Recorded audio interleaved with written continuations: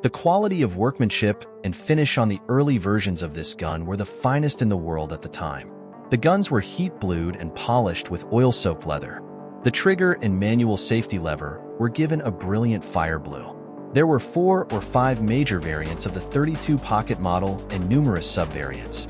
Manufacture of the models 1903 and 1908 ceased in 1945, but they continued to be assembled from existing parts until 1953.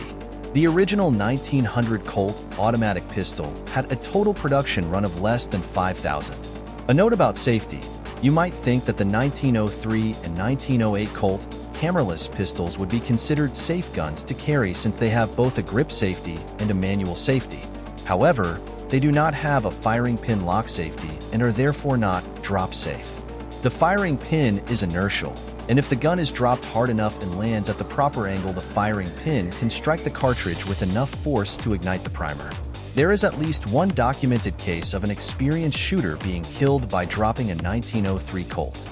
These guns should not be considered safe to carry with a round in the chamber. Side pistol of USA General George Smith Patton Jr. Designed by John Moses Browning and built by Colt Patton Firearms Manufacturing Company of Hartford, Connecticut.